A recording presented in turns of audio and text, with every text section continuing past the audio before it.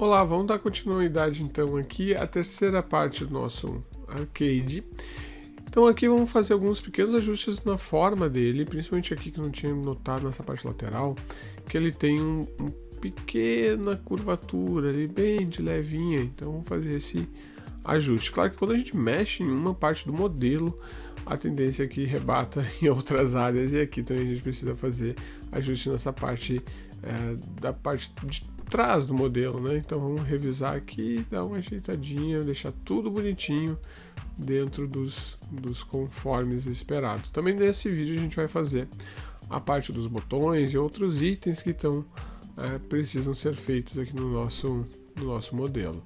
Vamos salvar, muito importante salvar sempre o arquivo de vocês enquanto estiver trabalhando. E para fazer os botões eu vou partir deste aqui, da defesa ali do stickzinho, para fazer o nosso botãozinho base. Ele tem um botãozinho que ele vai ser dividido em duas camadas, a parte base dele, mais a parte de apertar, né, vamos dizer assim. Esse botão vai ser constituído desta forma. Então não preciso fazer um buraco na malha, né? Se a gente olhar ali as opções que a gente teria aqui para fazer, seria fazer um buraco na malha e depois colocar e encaixar os botões. Nesse nosso caso, não vou fazer essa opção, porque ele encobre, ele tem aquela parte que cobre totalmente esse buraco da construção do objeto. Então não se fez a necessidade de se criar uma estrutura vazada. A mesma coisa para o stick ali também, né? Então, por conta da forma e especificação do modelo dele, não tem a necessidade da gente fazer buraco na malha base, enfim. Aqui vou colocar eles como instância também, isso vai facilitar bastante o trabalho da gente, tendo eles como instância. Então quando eu modificar um, vai modificar todos os outros. Como a gente tem bastante modelo repetido, a gente vai trabalhar com eles dessa forma como opção de instância. Faltou colocar umzinho deles ali, então vamos criar todo ele, verificando se está todos eles certinho, tudo certo, cada um movimenta os outros, é esse comportamento que a gente espera. Aqui ele tem uma distorção, né, na vista, então encaixar bem ele onde deve ser, porque a câmera, mesmo tirando uma foto muito frontal do objeto, às vezes ele fica com alguma coisa de perspectiva, enfim, porque ele é um modelo arcade que ele, vendo lateralmente, ele é bem retinho ali, então ele é mais uma perspectiva de câmera do que uma elevação do modelo. Vamos fazendo pequenos ajustes aqui no nosso modelinho e tá pronto. Os botões são relativamente simples da gente, né, estruturar eles. Vamos fazer os outros botões que ficam na parte superior. De novo, vou pegar aquela base que a gente tinha construído ali do stick e vou utilizar ela para fazer a construção desse modelinho. Eles são botões um pouquinho mais altos, né, do que os outros, então aí já está pronto, bem rapidinho, utilizando formas que a gente já tem no nosso modelo. Também vou fazer um duplicate special aqui para reaproveitar, e principalmente na hora de fazer abertura de malha depois, para ficar mais fácil, né, fazer abertura de malha de um objeto só, já tem dos outros todos ali, né? Então facilita a nossa vida, tudo que vem para facilitar o processo nos ajuda. Agora a próxima parte que a gente vai pegar vai ser essa partezinha aqui interna, que ela tem um buraquinho que vai ter um outro botão, um botãozinho de seletor ali. Então, só que para fazer ela, eu vou precisar de mais linhas. A gente chega àquele denominador de linhas ali. Aqui eu estou colocando por enquanto linhas de contenção, só para segurar e ele não ficar tão suave quanto ele está ficando, um pouquinho menos. Mas vamos precisar colocar mais linhas, já que a gente vai ter que fazer um buraco nessa forma.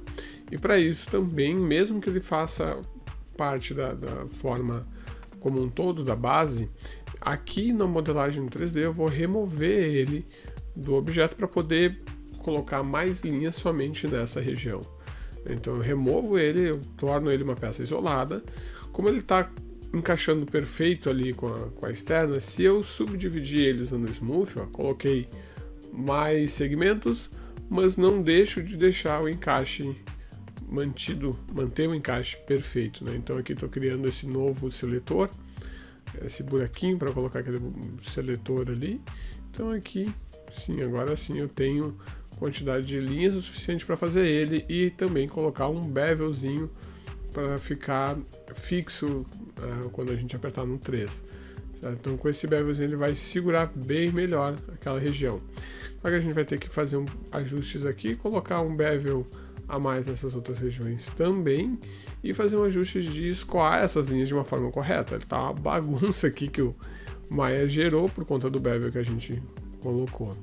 Então com o multicut vou colocar ele para escoar na diagonal e usar o target weld para fazer tudo ficar 4 lados bonitinho de novo. Então eu tenho um polígono aqui que está escoando para onde deve e não vai deformar de uma forma errada. Vou fazer a mesma coisa nesses outros cantos, colocar ele criar essa diagonal e a partir disso usar o target weld para fazer tudo virar quadzinhos bonitinhos de novo.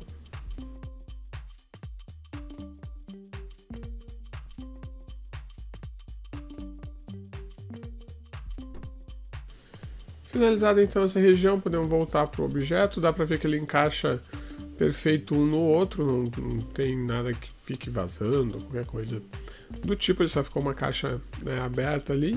E vamos criar então agora o seletor, o próximo botãozinho. Uma estrutura bem básica, a partir de um cubinho mesmo, dá pra gente criar a forma que a gente necessita, nesse caso, fazer ele bater com a referência e depois colocar as linhas de contenção para que quando a gente aperte o 13 ele não fique, aquela coisinha deformada de uma maneira esquisita. Então, ele é bem mais tranquilo do que os outros que a gente tem feito até aqui. Aqui colocando alguns detalhezinhos, bater bem com a referência, com o tamanho. E aí sim a gente pode finalizar agora esse outro botãozinho, encaixar ele no formato aqui da base.